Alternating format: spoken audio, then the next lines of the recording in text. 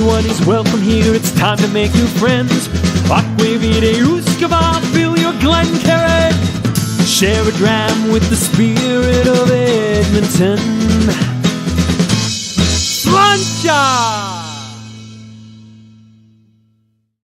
Slancha. Good evening. And how do you do, whiskey brothers, whiskey sisters, whiskey friends, and welcome to episode 62 of the Canadian Whisky Journey's Whiskey Review. I'm Dolph. I am the creator of the Canadian Whisky Journey. I'm the president of the Alberta Scotch Society. I am your host here tonight. We are continuing our Canadian Whisky Journey with a whiskey that I tried 3 weeks ago with my wife at this distillery. So I'm going to show you a picture of the distillery right now. All right, here. That's the distillery. Now, you saw this distillery with me maybe a year and a half ago. I think November 2021. So that's it. Strathcona Spirits. Cute little place, downtown, not downtown, White Avenue, Edmonton. It's a very artsy area. It's a developing area, and they're in the news a lot lately, that little area. But I won't tell you why. You'll figure it out. So this is what we're reviewing. This is the one. My wife and I tried two of them, actually. We tried this one and the one coming after it, the sixth release, which is the rum cask finished. But let's talk about this one here, and it's called, if you look on the bottom, Pedro's Dreamland Whiskey. Now, we're not really sure why it's Pedro specifically, but someone can, well, Pedro Jimenez, but I'm hoping that there's another link. Maybe someone there is called Pedro as well. It's kind of where I'm looking. That's what I want. So this, again, is their fifth release of the Dreamland Whiskey Limited Batch Series. So it's a 4-year-old Canadian whiskey. It was first aged in virgin, this isn't important, virgin quarter cask oak cask. So virgin, it's going to tons of flavor in there, but quarter cask on top of that, tons of flavor. So when you think it's in that for 2.5 years, that's a lot for a quarter cask. And then finishing Pedro Jimenez, so PX sherry cask, for another 1.5 years. Now, the first one I ever did, and again, this is 1.5 years. This was their first release right there. And this is the Dreamland Prairie Whiskey. This came out 2020. Oloroso Sherry, or Oloroso Dreamland Whiskey, that came out the year after. That was number 2. Number 3 was the Tawny Port, which was only available at Wine and Beyond, and that sold out there as well in 2021. The one after that is Dreamland Straight Whiskey, which is still available in some places. It's sold out at the distillery, but you can still find it in some of the smaller liquor stores around. Maybe a Wine and Beyond here or there. And then this one, Pedro's Dreamland Whiskey, came out November 2022, and I'm not quite sure when the sixth one came out, which is the rum cask finish, but that's available there as well. But I wanted to do this one first, so that's the first bottle. Now, it was, again, first release in 2022. This bottle, and I'll put it up again, is 46.66%, and I believe it to be non-chill filtered, naturally colored, and it checks just about all the boxes for me. I'm probably happier with above 46.66, but I'm wondering if that percentage is an Easter egg. Is it something like Dr. Don does on his alumni series bottles, and the percent is significant of something else? So I'm hoping, and it's Wiser's, that Dr. Don from JP Wiser's, but yeah, 46.6. I'm hoping that relates to something. Pedro relates to something, and someone tells me later on what those mean. And if you do figure that out, drop me a little line, send a comment. Hello, Stephen. How you doing? Thanks for joining. And I tried to contact them again to find out if this was a melding of wheat and rye casks or if it was a mash bill. But regardless, it's 85% wheat and 15% rye.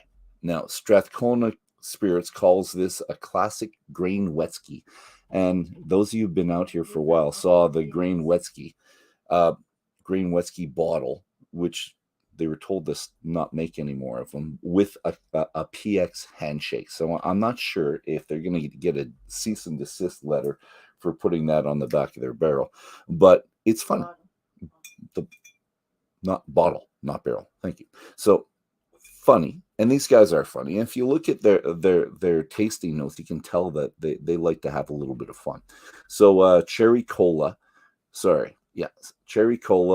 Captain Crunch, Reverent Spice Pop with on a bed of sweet wheat berry. So it's just fun. No, I don't get Captain Crunch. I like Captain Crunch. I always hurt the roof of my mouth, but I liked it. But it doesn't taste like Captain Crunch or smell like Captain Crunch. And we're going to get into that right now. So let's do this. And when I'm nosing this, I'll just tell you, 750 mils, 46.66%, like I said before, $84 all in if you get it directly at the distillery. And if you get it at Wine and Beyond and you're part of like the Alberta Scotch Society or many societies, you get a certain percentage off. So I would have saved $8.40 if I bought it at Wine and Beyond, but I like going to the distilleries and talking to people. And again, available Alberta liquor stores, mostly local. And Wine and Beyond, I'm not sure if they ship them down to Calgary with Wine and Beyond, but that's where we get it. So the nose is yeasty fresh bread, but toasted fresh bread. Baguette, like a baguette. A toasted baguette is what I get on the nose. And my wife says biscuit. So biscuit's a little bit too light, I think, for me, unless it's a well-done biscuit, which we have, which she does. So that's kind of light. And the next thing that comes is the oak.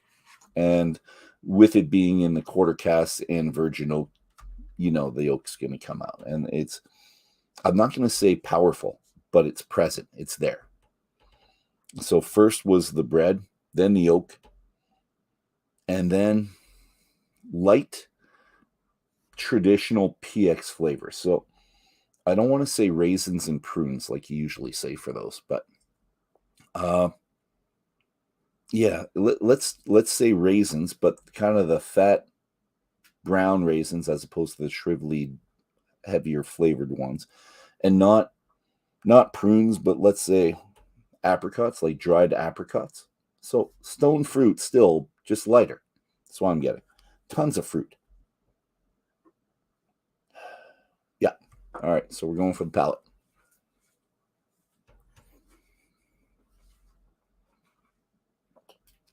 First impressions, a nice mouthfeel.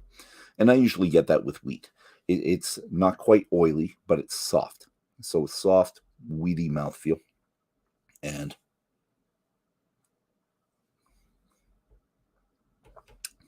fruitiness. It's fruity.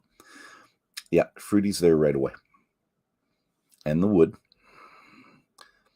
More fruity than the wood now. Okay, before I would have said more wood than fruit. Now it's more fruit than wood on the palate. And that even comes before the sweetness, which kind of surprises me because I'd expect sweet right away with this.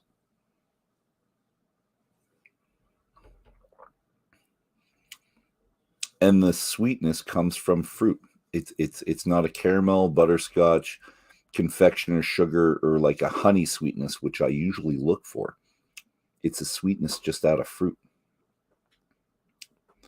The rye showing up.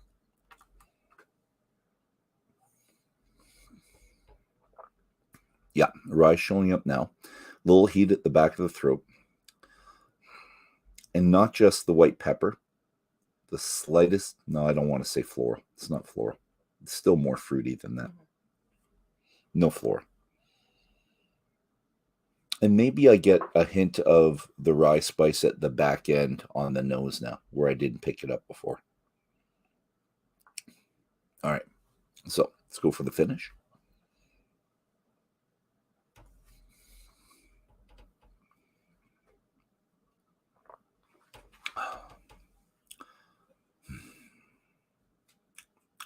I'm going to think about that again because I was reading Steven's comments. So, yeah, you're going to have to check them out next time you're out here, or I can send you some because I got quite a bit. And you should go to the distillery with me. We could just go there, hang out for the afternoon. They're fun people. And you know what? Let's get a picture of the inside of the place, too, because I had a little picture of the inside right there.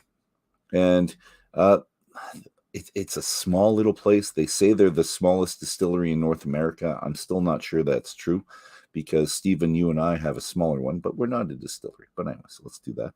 And this is what they look like online. So if you go online, that's what you're looking for. It's still really artsy, you can tell. But that's the inside. That's the outside, pretty small. We'll spend a little bit of time there. I think it'd be fun. Oh, let's get this picture off first, though. Let's do that. Okay. Back to the finish. I'm going to say medium short. Not even medium. So medium short doesn't change very much. And the dominant flavor is just the fruit. Yeah. The apricots and the kind of very plump, not raisins. That's it.